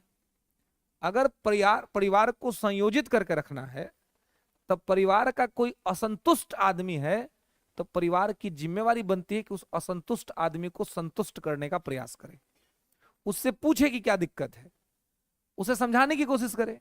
लेकिन समय रहते हुए, टाइम रहते हुए, हल्का फुल्का बीमारी हुआ, लूक लगा, तबे आम पिला दीजिए, ठीक हो जाएगा, है ना। अभी लूक लगा है, आम पिला दीजिए, ठीक हो जाएगा। अब मालूम चला 10 दिन से लूक लगा हुआ है ना, पूरा दवाई खा लिया, ठीक नहीं हो रहा है, तब जाकर अच्छा तो आम पीस के पिला देते हैं, ठीक होगा। अब उसको हॉस्पिटल में ले जाइए, डॉक्टर ठीक करेगा उसको। तो प्रॉब्लम जब बन रहा है तभी अगर आप ठीक तरीके से केयर कर ले तो संभव है कि उस असंतुष्ट आदमी को आप संतुष्ट कर पाए और उसको आप संभाल पाए, जो कि बाद में विभाजन का कारण नहीं बनेगा। लेकिन जब अलग हो गया, अलग तरीके से अपने मन मर्जी कर रहा है, अब परिवार का दूसरा आदमी उसको रोक नहीं रहा है, उसको टोक नहीं रहा है, उसको कंट्रोल नहीं कर रहा है। अब ऐसे में क्या होगा, उसका कॉन्फिडेंस बढ़ते जाएगा। आज धीरे धीरे जब ऐसी स्थिति आ जाएगी कि वो सीधे आपसे डिमांड करेगा कि भाई हमको अब अलग कर दो, हमको अब सेपरेट कर दो। क्यों? क्योंकि पिछला 5-6 साल से वो कर रहा था, आप उसको रोके नहीं। उसी समय रोक दिए होते तो फिर उसका हिम्मत ही नहीं होता कि वो कहता कि हमको आप सेपरेट कर दो। तो जिस तरीके से एक परिवार का विभाजन होता है, उसी तरह से भारत पाकिस्तान विभाजन भी हुआ था। क्योंकि परिवार में का कुछ सदस्य असंतुष्ट था, तो परिवार के जो बड़े लोग थे उनकी जिम्मेवारी बनती थी कि उनसे पूछे कि तुम्हारे असंतुष्टि का कारण क्या है। कांग्रेस बड़ी भाई थी, कांग्रेस को पूछना चाहिए था कि आप क्यों नाराज चल रहे हैं, क्या दिक्कत है, आपका जो दिक्कत है बताइए, हम उसको सॉल्व करने की कोशिश करेंगे। 1916 में हुआ था, 1916 के लखनऊ जो सम्मेलन हुआ था कांग्रेस का, वहां पे मुस्लिम लीग और कांग्रेस की बैठक हुई थी, वहां पे राय हो गया था, सब लोग एक हो गया था। 1920 के असहयोग आंदोलन में आपने बेहतरीन एकता देखी थी, तो सब था। उसके बाद फिर रिलेशन खराब होने लगे। तो जब ये संबंध खराब हो रहा था, तो खराब एक ही तरफ से नहीं होता है, दोनों तरफ से होता है ना। अब अगर आप किसी से बात ही करना बंद कर दें और आप कहें कि संबंध खराब हो गया, तो होगा ही खराब, है ना। अगर आपको लिए सामने वाला आदमी इंपॉर्टेंट है, तो आपको कम्युनिकेशन तो रखना पड़ेगा। कम्युनिकेशन गैप बहुत बड़ा रीजन होता है अलग होने का, है ना। तो कम्युनिकेशन तो आपको रखना पड़ेगा। कांग्रेस ने कम्युनिकेशन बंद कर दिया, मुस्लिम लीग ने अपना कम्युनिकेशन बंद कर दिया। दोनों के बीच में एक संस्था इधरों थी, उसका नाम था हिंदू महासभा। तो इधरों से लोग थे थोड़ा अलर बलर बोलने वाले, और उधर से भी लोग थे अलर बलर बोलने वाले। तो झगड़ा ऐसे ही ना होता है। हर परिवार में दू होगा उटपटांग आदमी, एगो ओन्ने से पत्थर फेंक देगा, ओन्ने से पत्थर फेंक देगा, और दोनों तरफ का गार्जियन रोकते रह जाएगा, मार हो जाएगा। तो गार्जियन का पहले ना काम है कि गार्जियन पहले दोनों अपना बदमाश बच्चा को घर में बंद करके रखे कि कांड ना हो। अब यहां पे हमने क्या किया कि हमने कंट्रोल नहीं किया, और कंट्रोल नहीं करने का क्या हुआ कि मामला एकदम खराब हो गया। और कंट्रोल करने का प्रयास कांग्रेस ने कब किया? लेट किया, बहुत लेट किया। हम मनाने गए जिन्ना को, लेकिन जिन्ना को मनाने कब गए? लाहौर प्रस्ताव पास होने के बाद 1944 में, जबकि 40 में ही लाहौर का प्रपोजल पास हो गया था, है ना, पाकिस्तान का प्रपोजल पास हो गया था। तो जिन्ना को भी अब लग गया कि यार ये लोग हमको उतना वैल्यू देता नहीं है, ये एकदम लास्ट में आया है। गांधी जी सब काम करते थे, पूना पैक्ट करवा लिए, जेल के अंदर में बैठ करके भूख हड़ताल कर दिए, है ना। गांधी जी ने भूख हड़ताल और सारा हड़ताल भारत के विभाजन को रोकने के लिए भी किया था, लेकिन कब? 47 में, जब मामला एकदम खराब हो गया था। अगर जब 1930 में द्विराष्ट्र का सिद्धांत इकबाल ने पारित किया, उसी समय आंदोलन होना चाहिए था, उसी समय रोकने की बात होनी चाहिए थी। जब गांधी जी, रामजे मैकडोनाल्ड ने 16 अगस्त 1932 को ब्रिटेन की पार्लियामेंट में सांप्रदायिक घोषणा की, जब उसने डिक्लेयर किया कि हरिजनों के लिए हम जो है सो रिजर्वेशन देंगे, सेपरेट रिजर्वेशन देंगे, तो गांधी जी जाकर के जेल में हड़ताल पर बैठ गए। तो गांधी जी जो हड़ताल वहां पे किए थे सेपरेट इलेक्शन के खिलाफ 1930 में, जब सविनय अवज्ञा आंदोलन चल रहा था, उसी बीच मोहम्मद इकबाल जब द्विराष्ट्र की बात कर रहे थे, गांधी जी को उस समय आंदोलन कर देना चाहिए था। उसी समय कहना चाहिए, इकबाल को बुला करके पूछना चाहिए कि क्यों ऐसे कर रहे हो तुम, है ना। है ना, घर में बच्चा के गलती को इग्नोर करिएगा तो है ना, बच्चा चोरी इग्नोर करिएगा तब बाद में जाकर बैंक लूट के आएगा, है ना। लेकिन जिस दिन चोरी किया पड़ोस के घर में, उस दिन डांटिए उसको, उस दिन उसको 3 दिन घर में बंद कर दीजिए, कहिए खाना पीना तुमको नहीं देंगे। उसको समझ में आएगा कि मेरी चोरी कोई इग्नोर नहीं करेगा जी, मेरी गलती कोई इग्नोर नहीं करेगा, सुधर जाएगा, डरेगा कि अब हमको नेक्स्ट टाइम से गलती नहीं करना है। लेकिन पहले बार चोरी किया, आपने कह दिया कि कोई बात नहीं, पुरस्कार ले लो, लाओ तुम जो लाए हम भी खा लेते हैं उसमें से, अब उसका तो कॉन्फिडेंस बढ़ेगा ही ना। तो आप जब आपने पहली बार गलती करी, उस समय रोकना चाहिए था। 1933 के नाउ एंड नेवर पंपलेट के अंदर में चौधरी रहमत अली ने पाकिस्तान शब्द गढ़ दिया, कोई एक शब्द नहीं बोला देश में, बोलना चाहिए था। अचानक से पाकिस्तान थोड़ी बट गया। 16 अगस्त 1946 का जो एक एक्टिव डे जो मनाया गया था, प्रत्यक्ष कार्यवाही दिवस, डायरेक्ट एक्शन डे, क्या केवल उस दिन की वजह से पाकिस्तान बटा? उस दिन के वजह से नहीं बटा, उसके पहले से लंबी परिस्थितियां थी। कैंसर एक दिन में नहीं होता है, लंबे समय से बीमारी को आप दबा रहे हैं, दवा खा करके रोक रहे हैं, उसका परमानेंट इलाज नहीं कर रहे हैं, एंटीबायोटिक खा करके बीमारी को आप दाब रहे हैं बस, तो वही बीमारी बाद में जाके कैंसर का कारण बनेगा। लेकिन जैसे ही जब बीमारी आपको समझ में आ रहा है कि बीमारी खराब है, तो बढ़िया डॉक्टर से मिल करके उसका ऑपरेशन करा करके मैटर खत्म कीजिए। लेकिन आप इग्नोर करेंगे, तो इग्नोर करेंगे तो बड़ा बीमारी बनेगा, और जब बड़ा बीमारी बनेगा तब आपका रिस्क रहेगा, या तो पेशेंट बचेगा नहीं तो मैटर खत्म हो जाएगा। तो end of the time Gandhi ji ने बेचारे ने किया, गांधी जी ने भूख हड़ताल किया, गांधी जी ने यह स्टेटमेंट दिया कि यदि भारत बटा तो मेरे लाश से गुजरना पड़ेगा। तो भारत भी बटा और गांधी जी के लाश से भी गुजरा गया, मार दिया ना गोडसे ने, है ना, पागल आदमी गोडसे, है ना। कुछ ऐसे भी मानसिकता के लोग हैं देश में जो कहते हैं कि गोडसे ने ठीक किया। अब वैसे लोगों को क्या कहा जाए, है ना, कि भाई कोई भी आदमी कैसे मार सकता है। गांधी जी को भी आज एक अपना बच्चा का बाप लोग को नहीं बन पाता है ना, लेकिन वो आदमी राष्ट्रपिता कहलाया, नेशनल फादर कहलाया, क्योंकि लोग उसको सम्मान देते हैं, लोग उनके बातों को जानते हैं, समझते हैं को कैसे क्या किए थे, किस तरह से किए थे, है ना। और उसको भी लेकर के लोग अलग अलग तरह की बातें कर देते हैं। तो कहने का मतलब है कि एक तो पढ़ने के बाद भी कुछ लोग चाहते हैं कि हम अपनी चीजों को अपने हिसाब से रखें दुनिया के सामने, है ना, तो गांधी को बुरा बना के प्रेजेंट कर देते हैं। अरे गांधी के बारे में अल्बर्ट आइंस्टीन ने कहा कि मुझे विश्वास ही नहीं होता है कि हार्ड मांस का बना हुआ एक व्यक्ति इतना महान हो सकता है।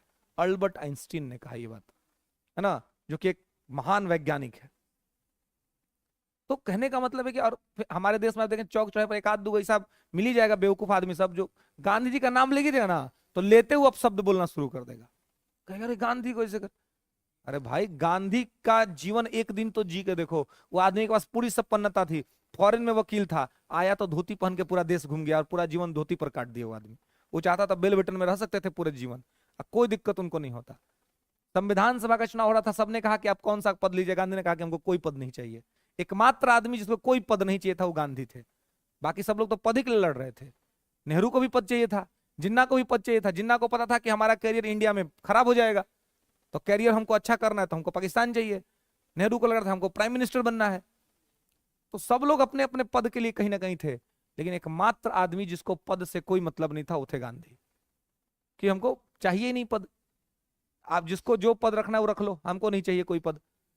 और 1947 के जब इंडिया आजाद हुआ, 14 अगस्त 1947 के मध्य रात्रि 12 बजे के बाद हमने जो झंडा फहराया और 15 अगस्त को हम मानते हैं कि हमारा देश स्वतंत्र हुआ, तो गांधी जी उस समय नोआखली में थे। जब देश में लोग सेलिब्रेट कर रहे थे इंडिपेंडेंसी, गांधी जी नोआखली में बैठे हुए थे। तो नोआखली में उनसे मीडिया ने पूछा कि भाई आप बताइए, आप सब लोग तो उधर आजादी मना रहे हैं, आप यहाँ पे, तो गांधी जी नोआखली में दंगा शांत कर रहे थे जो वर्तमान के बांग्लादेश में पड़ता है। तो गांधी जी ने कहा कि देखिए आज मैं दुखी हूं। बोला कि आप दुखी हो गए, आज पूरा देश खुश है कि आज आजादी मिल गई। तो बोला कि एक तो आजादी की हमने इतनी बड़ी कीमत चुकाई, पार्टीशन, और इसके अलावे अब हमें एक बात सोचना पड़ेगा और देश की सरकार को जिम्मेवार बनना होगा कि आज तक हमारे लिए बहुत आसान था कि देश में कुछ भी गलती होता था ना, कुछ भी गलत होता था हम सीधे कहते थे कि अंग्रेज कर रहा है। लेकिन आज के बाद से देश में कुछ भी गलत होगा तो जिम्मेवार हम स्वयं होंगे। अब बहाना बनाने के लिए अंग्रेज नहीं होगा कि हम कह देंगे कि अंग्रेजों ने गलती किया, है ना। तो अगर 47 के बाद से देश का जो भी उपलब्धि है वो देश के लोगों को जाता है, देश के नेताओं को जाता है उसका क्रेडिट। लेकिन आज इस फेज तक भी हम बहुत सारे क्षेत्र में पिछड़े हुए हैं, बहुत सारे क्षेत्र में आज भी लाचार घूम रहे हैं, तो इसका क्रेडिट भी हमारे देश के नेताओं को जाता है। तो जिम्मेवारी तो हमें लेनी पड़ेगी। तो उन्होंने कहा कि अभी सेलिब्रेशन का टाइम नहीं है, अब टाइम है रिस्पॉन्सिबल बनने का, उत्तरदायी बनिए। पहले खाली आंदोलन करते थे, अब आपके खिलाफ लोग आंदोलन करेंगे, इस बात को समझना पड़ेगा। और वो गांधी थे जिन्होंने कहा कि आजादी के बाद कांग्रेस को खत्म कर देना चाहिए, वो गांधी थे। लेकिन गांधी का बात भी कुछ नहीं सुना, और आज कांग्रेस में राजनीति करने वाले लोग गांधी की बात करते हैं। और गांधी की बात करते तो आपका पहला काम था कि आप कांग्रेस को खत्म कर देते, क्योंकि अगर कांग्रेस खत्म हो जाती तो कांग्रेस का सम्मान बचा रहता जी। आज जो कांग्रेस की स्थिति हो गई है, दुर्गति हो गई है, तो आज आप किस मुंह से कहिए कि राष्ट्रीय पार्टी थी, किस मुंह से कहिए किसने आजादी दिलाई देश को। लेकिन अगर वो उसी टाइम खत्म हो जाता और ये लोग कोई नया पार्टी बना लेते तो कांग्रेस के प्रति पूरे देश के लोगों का सम्मान रहता। अब पूरा देश उसके प्रति सम्मान व्यक्त करता कि नहीं, एक पार्टी थी, एक पार्टी हमारे नेताओं ने बनाई थी जिसने इस देश को इंडिपेंडेंसी दिलाई।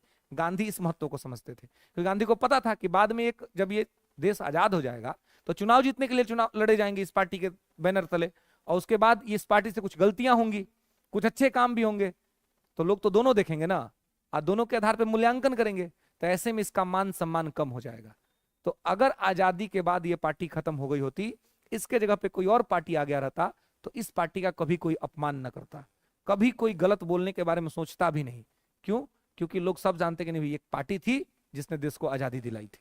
लेकिन अब लोग क्या कहते हैं कि एक पार्टी है ना, जिसने देश में 70 साल शासन किया। एक मोदी जी आके और इमेज खराब कर दिए, इतना गलत गलत बात बोल दिए कि लोग का और दिमाग खराब हो गया कि देखिए कुछ भी नहीं किया, कुछ भी नहीं किया, कुछ नहीं। लेकिन ऐसा नहीं कि कुछ नहीं किया। आज जो सबके हाथ में मोबाइल सेलफोन घूम रहा है, ये मोदी जी का क्रेडिट नहीं है, यह राजीव गांधी का क्रेडिट है। भारत में संचार क्रांति का जनक राजीव गांधी को माना जाता है, जिनके वजह से सबके घर में लैपटॉप, इंटरनेट, मोबाइल फोन, ये सर्विस जो जा रही है, ये राजीव गांधी का ही है। लेकिन राजीव गांधी जैसे ईमानदार आदमी को भी लगा दिया सब बोफोर्स का केस, बोफोर्स घोटाला। लेकिन वही बोफोर्स था जो 1999 के कारगिल में पाकिस्तान का हालत खराब कर दिया। अगर वो बोफोर्स नहीं होता तो कारगिल हम नहीं जीत पाते। कारगिल में बोफोर्स ने इंपॉर्टेंट रोल प्ले किया था। तो कहने का मतलब यह है कि तमाम चीजें जो भी देश में शासन किया है, उसके पास बहुत सारी उपलब्धियां तो हैं ही, साथ में कुछ कुछ कमियां भी हैं। आई सबके साथ रहेगा। हम लोग दूसरा में भले 50 को कमी निकाल दे, लेकिन अगर आपको भी मौका मिल जाएगा ना, हमको भी मौका मिल जाएगा ना काम करने का, तो हम सबको खुश नहीं कर पाएंगे। आप सबको खुश नहीं कर पाइएगा। कुछ ना कुछ लोग आपसे असंतुष्ट रहेगा ही रहेगा। लेकिन फिर आपको क्या देखना है कि आप मेजोरिटी को खुश कर पा रहे हैं कि नहीं, ज्यादा से ज्यादा अच्छा काम आप कर पा रहे हैं कि नहीं, है ना। क्योंकि सबको खुश करना मुश्किल है, कोई नहीं कर पाता है, तो आप भी नहीं कर पाइएगा। लेकिन आप मैक्सिमम अच्छा कर पाइएगा। तो इंडिपेंडेंसी में जो कुछ भी हुआ, जो कुछ भी पार्टीशन हुआ, इसके लिए केवल किसी एक को दोषी मानना उचित नहीं। हाँ, ये कह सकते हैं कि कोई थोड़ा ज्यादा दोषी था, कोई थोड़ा कम दोषी था, लेकिन ये कहना कि एक ही आदमी दोषी था, ये ठीक बात नहीं है ना। फिर ये इतिहास के साथ अन्याय होगा, आप हिस्ट्री के साथ इनजस्टिस करेंगे। क्योंकि फिर अगर आप पढ़ने लिखने के बाद भी अगर आप अन्यायपूर्ण या उचित बात नहीं कहते हैं, तो फिर आप समझिए कि आप मां शारदा के साथ भी अपमान कर रहे हैं। जिनकी कृपा से आपको कुछ ज्ञान प्राप्त हुआ है, तो उनका भी सम्मान करना चाहिए। कुछ लोग पढ़ने लिखने के बाद भी लोग के सामने गलत फैक्ट रखते हैं, गलत, ताकि उनका अपना औचित्य सिद्ध हो जाए, है ना। लेकिन इतिहास में जो हुआ है, जो वास्तव में जिसके लिए लोग दोषी थे, है ना, उन लोगों को उसके लिए क्रेडिबिलिटी जानी चाहिए कि भाई कौन कहां पे दोषी था और कौन कहां पर योग्यता रखता था। लेकिन कोई भी गलत चीज या कोई भी अच्छा चीज केवल कोई आदमी अकेले नहीं कर सकता है। आप उसका बैकग्राउंड में जाएंगे, उसका पृष्ठभूमि खंगालेंगे, तो आपको जरूर दिखेगा कि कोई ना कोई उसमें है जो उसको पुशअप कर रहा है या उसको बैकअप दे रहा है। तो यहां पर भी कुछ लोग इधर से भी थे, कुछ लोग उधर से भी थे, जिसका रिजल्ट ये हुआ कि विभाजन अनिवार्य हो गया। और फिर 16 अगस्त 1946 को जब मोहम्मद अली जिन्ना के नेतृत्व में डायरेक्ट एक्शन डे मनाया गया, प्रत्यक्ष कार्यवाही दिवस, तब सारे लोगों ने हथियार डाल दिए और सबने कहा कि विभाजन ही एक विकल्प है। क्योंकि देश में शांति ही नहीं थी, देश में चारों तरफ अशांति फैली हुई थी, देश में लोग लगातार मर रहे थे। उस समय भारत का वायसराय था लॉर्ड वेवेल, डर गया बेचारा, वेवेल डर गया। वेवेल को ब्रिटिश हुकूमत ने कहा कि यार ऐसा करो, जल्दी से तुम इंडिया को इंडिपेंडेंस दे के वापस भाग जाओ।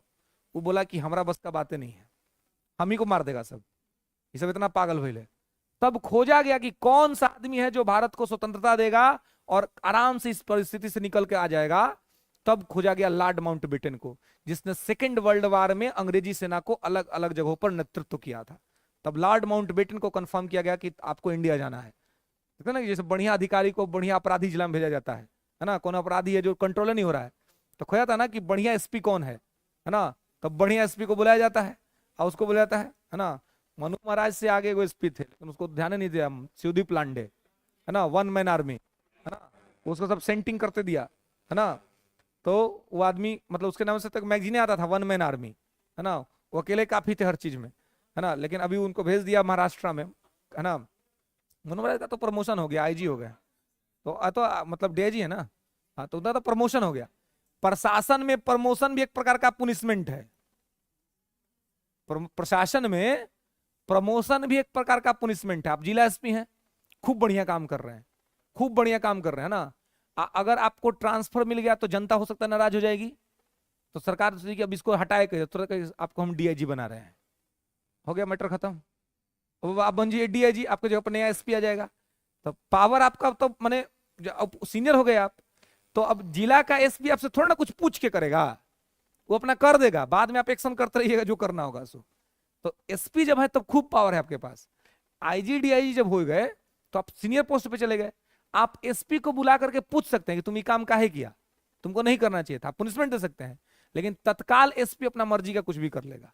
तो सरकार क्या देखती है कि ये बहुत ईमानदारी है, बहुत बढ़िया काम कर रहा है, चाहे मतलब कोई दिक्कत हो रहा है, सरकार को डिस्टर्बेंस हो रहा है, सरकार अगर ट्रांसफर कर देगी, हटा देगी, तो जनता खिलाफ में चल जाएगी। तो सरकार कहती है कि देखिए बहुत बढ़िया काम कर रहे थे हमारी अधिकारी, इसलिए हम इनको प्रमोशन देते हैं। अब इससे जनता खुश हो गई कि अरे हमारा बढ़िया अधिकारी को प्रमोशन मिल गया, लेकिन अधिकारी तब बुझ रहा है कि इसको हटा दिया रास्ता से, अब उसको कोई खास ही नहीं होगा। सुदीप लांडे का बिहार कैडर नहीं था, उनका महाराष्ट्र कैडर था, बिहार में वो आए थे प्रतिनियुक्ति पर, तो बाहर फिर भेज दिया गया। अभी वो मुंबई में नारकोटिक्स डिपार्टमेंट में है, नशा वसा जो सब करता है उस सब में, तो उसको देख रहे हैं। तो कहने का मतलब है कि आप वो आदमी जहां भी गया है ना, उस डिपार्टमेंट को ठीक कर दिया है ना। बिहार में जब यहाँ पे वो थे, पटना में सिटी एसपी हुआ करते थे एक टाइम पर, है ना, तो सिटी एसपी बहुत अच्छा काम किए, तो राज्यपाल का बॉडीगार्ड बना के सब खड़ा कर दिए पीछे। वहां भी वो आदमी बहुत बढ़िया काम किया, एक आध दो मैटर खोल दिया धर के, बस उसको भेजा गया अररिया में, अररिया डिस्ट्रिक्ट एसपी बनाया गया था सुदीप लांडे को, है ना, कि अररिया में जाओ बालू माफिया सबसे भेंट करो। वहां गया तो वहां बढ़िया काम कर दिया, वहां सब का, तब कहा कि भाई ऐसा ईमानदार अधिकारी हम लोग को नहीं चाहिए, है ना, इसको वापस इसके कैडर भेज दो। तो हाँ हाँ तो और उसके बाद वो चले गए, फिर अब कह दिया कि भाई इतना ईमानदार अधिकारी हम लोग क्या रहेगा तो दिक्कत हो जाएगा, इनको भेज दीजिए इनके कैडर में। तो फिर वो चल गए अपने बेचारे महाराष्ट्र कैडर में, है ना, फिर बिहार में वो नहीं रुक पाए। तो कहने का मतलब है कि बहुत तरह का सिस्टम अपना अपने हिसाब से काम करता है, चीजों को लेकर चलता है। तो उसको बेहतरीन प्रशासक था लॉर्ड माउंटबेटन, तो लॉर्ड माउंटबेटन को भेजा गया 3 जून 1947 को, लॉर्ड माउंटबेटन इंडिया आया भारत विभाजन का प्रोग्राम लेकर के, और वो बताया कि कैसे कैसे करना है। और वो एक ही टाइम पर आप देखते हैं 14 अगस्त और 15 अगस्त की जो बात होती है, तो उसके ही उपस्थिति में पाकिस्तान में भी झंडा फहराया गया, और उसी की उपस्थिति में हिंदुस्तान में भी झंडा फहराया गया, और इंडिपेंडेंसी जो है सो डिक्लेयर की गई। और वही था, और जब इतना बड़ा व्यापक नरसंहार हो रहा था भारत में, तब हुआ कि भाई जितने लोग जो भारतीय नेता थे जो कह रहे थे कि विभाजन नहीं होगा, उन्होंने इसको देख करके सब लोग डर गया कि भाई अगर शांति विभाजन से आ जाएगी तो विभाजन ठीक है। विभाजन अंततोगत्वा कहीं पर क्यों होता है जी? परिवार में ही विभाजन अंतिम तौर पे कब होता है? जब परिवार के सदस्यों को लगने लगता है कि साथ में रह रहे तो रोजो झगड़ा हो रहा है, तो झगड़ा को खत्म करने का विकल्प है कि शांति स्थापित किया जाए। और शांति किसे होगा? पार्टीशन से। तो लोग स्वीकार कर लेते हैं बंटवारा, एक ही घर में 3 को चूल्हा जलने लगता है, क्यों भाई? तो क्या हो जाएगा, हमको शांति चाहिए। तो देश के लोगों को भी उस समय लग गया कि यार अगर बंटवारा को स्वीकार नहीं करेंगे तो ऐसे ही देश जलता रहेगा, है ना। महाभारत काल में भी आपने पढ़ा सुना होगा कि कौरव पांडव जब साथ नहीं रह सकते थे, तो पितामह ने तो कसम खाई थी कि हम कभी भी हस्तिनापुर को बंटने नहीं देंगे। लेकिन जब देखे कि भाई 100 गो कौरव और 5 गो पांडव, ये दोनों कहियो एक साथ रह ही नहीं सकता है, ये उसको मार देगा उसको मार देगा, तो वहां भी शांति चाहिए था।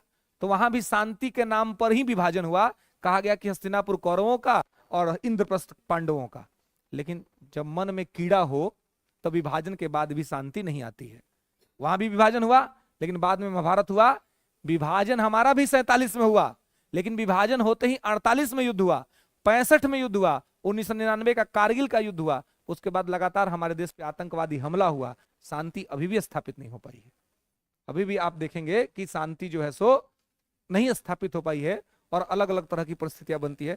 क्योंकि जब मन में ही अगर गलत भाव पैदा हो जाएगा, तो फिर आप विभाजन करके भी शांति नहीं खरीद पाएंगे। इसलिए बहुत माने ईश्वर की कृपा से ही पड़ोसी आदमी को बढ़िया मिलता है, नहीं तो हर आदमी को देखिएगा ना, तो अपना पड़ोसी से त्रस्त है, हर आदमी परेशान है ना, कुछ ना कुछ उसका रीजन है, उससे वो त्रस्त है, उससे वो परेशान है ना। ठीक है, तो समझ रहे हैं। तो देखिए ये सब चीज मैंने बताई, बहुत सारा कहानी के माध्यम से तमाम फैक्ट्स मैंने आपको बता दिए। अब आपका ब्रेन कितना लोड लेता है, इसका है ना, कितना के ब्रेन में नहीं लोड लेता है, बार बार हैंग मारता है, याद नहीं हो गई बतवा। इतने ही बात में मैंने बहुत सारे फैक्ट्स बोले जो डायरेक्ट एग्जाम में आपको पूछा जाता है ना, सीधे एग्जाम में आपको पूछा जाता है देते हुए। और केवल ठीक से सुन लेने भर से बहुत सारी बातें याद हो जाती हैं, वो आपके ब्रेन में होती है। लेकिन किसका, जिसका ब्रेनवा में स्पेस होगा, है ना, खाली छोड़ ले होगा, है ना, है ना, तो वो उसमें हो जाएगा। नहीं तो जो पहले ही से पता नहीं कौची कौची धर के भर ले रखता है ना, तो दिक्कत हो जाता है। तो इसलिए वायरस खाली करके, क्योंकि सुनना बहुत बड़ा क्षमता होता है, और बहुत सारी चीज अगर आप ठीक से सुन लिए ना हो तो आपके मेमोरी में सेव हो जाता है, वो डायरेक्ट सेव होता है। पहले के समय में, अब ना ये लिखने का प्रोसेस, बोल रहे हैं लिखिए, हाँ सर एक लाइन छूट गया, फिर से बोलिए, अब ना होता है जी। पहले आप देखिए, पहले लोग वेद याद कर लेता था, उपवेद याद कर लेता था, उपनिषद याद कर लेता, कंठाग्र, लिखने का कोई बात नहीं होता था, बोला जाता था और सामने से लोग याद कर लेता था, मैंने सीधे ब्रेन में घुसता था। तो उसका रीजन था कि पहले लोग जन्म होते 5 वर्ष के बाद सीधे गुरु आश्रम में चल जाता था, तो दिमाग में वायरस नहीं जाता था, दिमाग एकदम खाली। माता पिता उपनयन संस्कार करा देते थे, जनेऊ होता था, बाल मुड़वा दिए, अब बाल मुड़वा के गुरु जी के आश्रम में, अब आश्रम में चल गए। हाँ, सिलेबस छूटा था, सिलेबस आज से बहुत बड़ा था पगला, आज तो तुम्हारा से वो किताब नहीं याद होगा जी। अब पहले का आदमी पूरा वेद याद कर लेता था, है ना, सब चीज याद करता। पहले का आदमी सब जो है ना, डिस्ट्रैक्शन नहीं था बिल्कुल, उस समय लोगों को भटकाव नहीं था, घर से निकला सीधे आश्रम चल गया। अब दिमाग पूरा खाली है, अब खाली घर में तो आप बहुत सारा सामान रख सकते हैं ना, जितना रख दीजिए। आप पहले ही से कंजेस्टेड रूम है, तो कंजेस्टेड रूम में कितना सामान डालिएगा, तो अब लोग में क्या हो गया, अभी दिमाग पहले ही से कंजेस्टेड है, अलर बलर बात सब दिमाग में पहले से बैठल है, अब उसको रिबूट करेंगे, उसको खत्म करेंगे, तब ना फिर दूसरा सेव होगा। तो इसलिए अगर इसको ठीक तरीके से खाली कर दिया तो सेव करने में कोई आपको ही नहीं है। तो अभी क्या, अभी दिमाग को खाली करने का कोई प्रोसेस है, बिल्कुल प्रोसेस है। अगर आप चाहें तो मेडिटेशन करके कम से कम 5 ही मिनट का अगर मेडिटेशन कर लिए, सुबह उठते हुए योग कर लिए, तो आपका दिमाग खाली हो जाता है, आपके मन का जो नकारात्मक भाव है वो निकल जाता है, निगेटिव चीजें खत्म हो जाती है, स्पेस बन जाता है। और मेडिटेशन करने के बाद आप देखिए आपका मेमोरी पावर इतना स्ट्रांग हो जाएगा जिसका जवाब नहीं, एक बार पढ़िएगा याद हो जाएगा। तो कहते नहीं, याद नहीं होता है, याद नहीं होने का कारण है स्मरण शक्ति का कमजोर होना, और स्मरण शक्ति को ठीक करने का एक ही उपाय है, वह है मेडिटेशन, कंसंट्रेशन पावर बढ़ाना। एक बार कंसंट्रेशन पावर पे अगर आपने काम कर लिया तो याद करने में कहीं कोई दिक्कत या समस्या नहीं होगा। लेकिन दिक्कत क्या होता है, हम लोग कंसंट्रेशन पावर ही नहीं बढ़ा पाते, इसी वजह से यहाँ पे तमाम तरह की दिक्कत या समस्या होती है। खैर, तो इकबाल के वजह से ये सभी तरह की, मतलब इकबाल ने ये बात रखी और उसके बाद से तमाम तरह की चीजें हुई। लेकिन इकबाल से जो क्वेश्चंस पूछे जाते हैं वो थोड़ा सा लिख लेंगे कि सबसे पहले 1930 में, ये मैंने बोला था, आप लोग लिखे नहीं, लिख लिए हैं? हाँ, तो एक बात और लिख लेंगे, हाँ एक बात और लिखेंगे कि इकबाल ने अपनी पुस्तक बंग ए दर्रा, इकबाल ने अपनी पुस्तक बंग ए दर्रा, इकबाल ने अपनी पुस्तक बंग ए दर्रा में सर्वप्रथम इंकलाब शब्द का प्रयोग किया, सर्वप्रथम इंकलाब शब्द का प्रयोग किया, इंकलाब शब्द का प्रयोग किया। ठीक है, क्या? हाँ हाँ हाँ।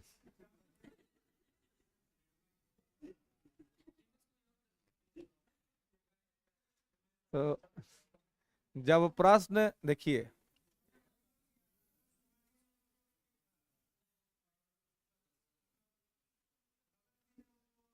प्रयोग में ला दिया,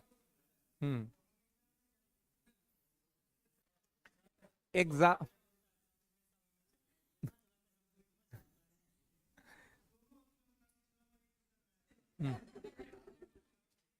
देखिए जो आपका क्वेश्चन है उस क्वेश्चन के डिमांड के अकॉर्डिंग आपको आंसर देना है कि क्वेश्चन में पूछ क्या रहा है।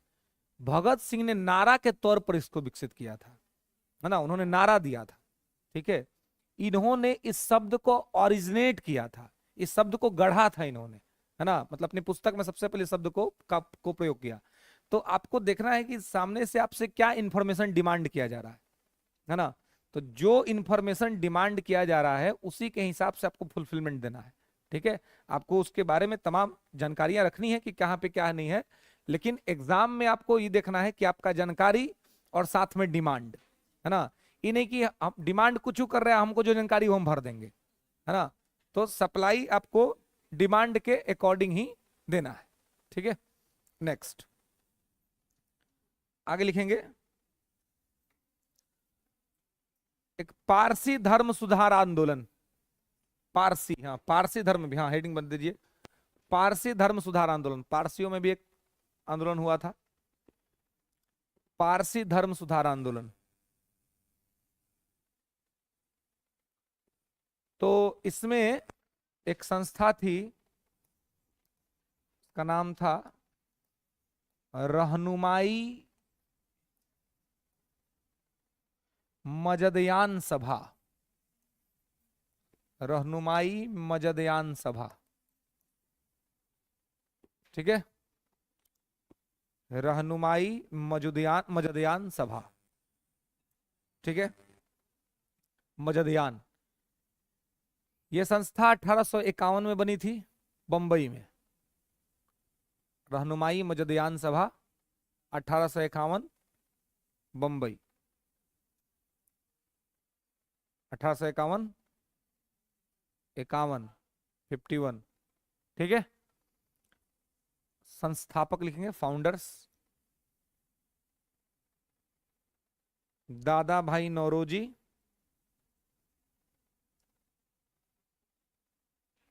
फरदून जी, दादा भाई नौरोजी, फरदून जी, हाँ अलग नाम है, फरदून जी, Dadabhai Naoroji, Fardunji, S S Bengali, S S Bengali, R R Cama, R R Cama, ठीक है, आर आर कामा इत्यादि। ये सब लोग फाउंडर मेंबर्स थे। ठीक है, अब नोट करके एक लाइन लिखेंगे कि इस संस्था के विचारों के प्रचार हेतु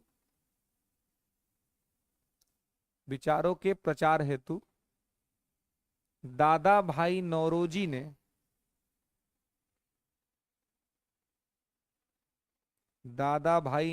ने रफ्त गुफ्तार,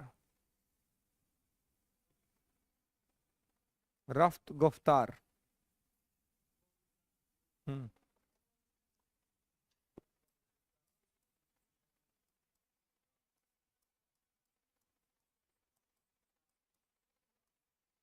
रफ्त गुफ्तार नामक पत्रिका निकाली थी। गुफ्तार नामक पत्रिका निकाली थी। ठीक है, चलिए, तो ये सब थे आपके मुख्य तौर पे हिंदू धर्म के अंदर में, इस्लाम के अंदर में सुधार आंदोलन, और एक ये पारसी धर्म के अंदर में एक हुआ था, ये सब था। ठीक है, तो ये थे रिफॉर्मिस्ट मूवमेंट। ठीक है, आगे आप देखेंगे वीमेंस रिफॉर्म, महिला सुधार। उसमें तमाम तरह के एक्ट्स और कानून बने थे, है ना। तो एक शॉर्ट हेडिंग बनाएंगे, महिला सुधार, वीमेंस रिफॉर्म। इसमें खास करके विवाह से संबंधित नियम कानून कायदे बनाए गए थे, वो सारी चीजों को देखेंगे। वीमेंस रिफॉर्म केवल लिखेंगे, ठीक है, वीमेंस रिफॉर्म। ठीक है, चलिए, और आज के लिए बस इतना ही। नेक्स्ट क्लास में हम लोग आगे देखेंगे कि वीमेंस रिफॉर्म्स में किस प्रकार से नेटिव मैरिज एक्ट पास हुआ था 1872 में, विवाह के क्या क्या नियम बनाए गए थे, क्या एज किया गया था उसको। ठीक है, नेक्स्ट क्लास में